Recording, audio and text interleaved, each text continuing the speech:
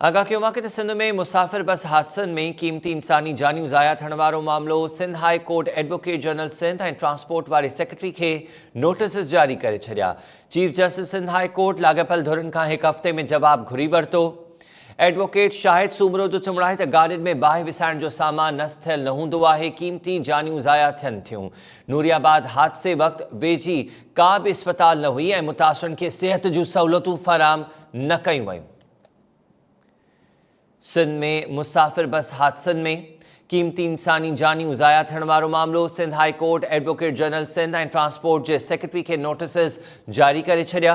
Chief justice Sindh high court लाॻापियल धुरियुनि खां हिकु हफ़्ते में जवाब घुरी वरितो।